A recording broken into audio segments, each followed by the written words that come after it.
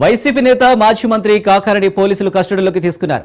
జిల్లా జైలు నుంచి కృష్ణపట్నం పోర్టు పిఎస్కు తరలించారు.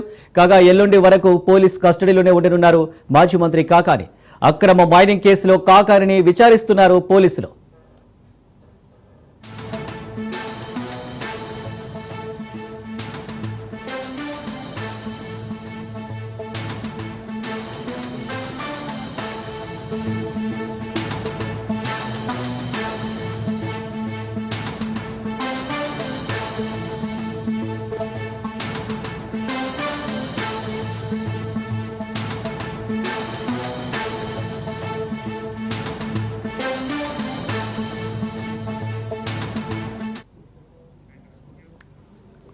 వైసీపీ నేత మాజీ మంత్రి కాకారెడ్డి పోలీసులు కస్టడీలోకి తీసుకున్నారు.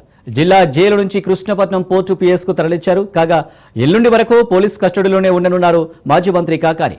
అక్రమ మైనింగ్ కేసులో కాకారిని విచారిస్తున్నారు పోలీసులు. దీనికి సంబంధించి మరిన్ని డీటెయిల్స్ చరిత్ ఫోన్ లైన్ లో అందించడానికి సిద్ధంగా ఉన్నారు. చరిత్. Thank you Anil. మాజీ మంత్రి కాకాని గోవర్ధన్ రెడ్డి ఏదైతే పొదలకూరు మండలం వరదాయపాలెం వద్ద మైన్స్ కేసులో క్వాడ్జ్ అక్రమ మైనింగ్ కేసులో రుస్తుం మైన్స్ లో జరిగినటువంటి అక్రమాలపై ఆయన ఆరోపణలు ఎదుర్కొంటున్నారు. అక్కడే అక్రమ క్వాడ్జ్ మైనింగ్ జరపడము, అలాగే మైనింగ్ ని కూడా అక్రమంగా తరలించడము, SC/ST అట్రాసిటీ కేసు, అలాగే పేలుడు పదార్థాల అక్రమ నిల్వ, ఈ కేసుల్లో A4 గా ఉన్నటువంటి కాకాని గోవర్ధన్ రెడ్డికి SC/ST అట్రాసిటీ కేసు జస్టిస్ సుమా అయితే మాత్రం పోలీస్ కస్టడీకి అయితే నిన్న తీర్పునిచ్చారు. ఈ రోజు పోలీసులు ఆయన కస్టడీలో విచారించేందుకైతే మాత్రం కృష్ణపట్నం పోర్ట్ లో ఉన్నటువంటి పోలీస్ స్టేషన్ తరలించారు. అయితే వెంకటాచలము, అలాగే పొదలకూరు, అలాగే వివిధ ప్రాంతాలు అనుకున్నప్పటికీ కూడా శాంతి భద్రతా సమస్యలు తలెత్తేటువంటి పరిస్థితి ఉంది. అలాగే ఓన్ కాన్స్టిట్యున్సీ అవుతుంది. పెద్ద ఎత్తున ఆయన అభిమానులు అక్కడికి వచ్చిన పరిస్థితుల నేపథ్యంలో కృష్ణపట్నం పోర్ట్ లో హై సెక్యూరిటీ జోన్లు అయితే మాత్రం ఆయన విచారిస్తారు.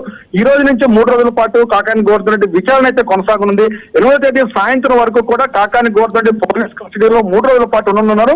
అయితే కాకాని గోవర్ధన్ రెడ్డి ఎలాంటి అంటే విచారణలో సహకరిస్తారా లేదా, కాకాని గోవర్ధన్ రెడ్డికి సంబంధించినటువంటి ఈ మైన్స్ కేసులో A4 నిందితుకున్న కాకాని గోవర్ధన్ రెడ్డి దీనికి ముందు ఈ కేసులో విచారించినటువంటి అనేక మంది నిందితులకు సంబంధించిన స్టేట్మెంట్స్ వాంగ్మూలాలు కూడా ఉన్నాయి.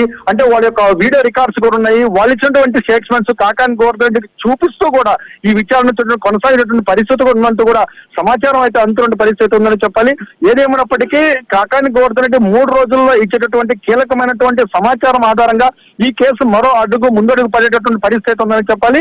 ఈ కేసులో కాకాని గోవర్ధన్ రెడ్డితో పాటు అదనంగా అనేక మంది అయితే మాత్రం దీంట్లో ఆరోపణలు ఎదుర్కొంటున్నారు. వీళ్ళందరినీ కూడా గతంలో ఇటు పోలీస్ కస్టడీకి తీసుకొని అలాగే కోర్టులో కూడా వాళ్ళ స్టేట్మెంట్స్ రికార్డ్ చేశారు. అలాగే రూరల్ DSP దగ్గర కార్యాలయంలో కూడా వీళ్ళ స్టేట్మెంట్స్ రికార్డ్ చేసిన పరిస్థితి ఉందని చెప్పాలి. ఏదేమైనప్పటికీ కాకాని గోవర్ధన్ రెడ్డి 3 రోజుల కస్టడీలో ఎలాంటి విచారణకు సహకరించారా, ఆయన ఏ రకమైనటువంటి ఆధారాలు ఇవ్వబోతున్నారు, తనకు సంబంధం ఉందంటారా లేదంటారా, అంటే సుమారు 130 కోట్ల రూపాయల అక్రమ క్వాడ్జ్ పై జరుగుతున్నటువంటి ఈ విచారణ అయితే మాత్రం నెల్లూరు జిల్లాలో మాత్రం ఇటు వైసీపీ అలాగే ఇటు TDP సంబంధించి కూటమి నాయకులు కూడా కొంత ఆసక్తిగా ఎదురు చూస్తున్న పరిస్థితి ఉందని చెప్పాలి. Anil. Right Charith, thank you.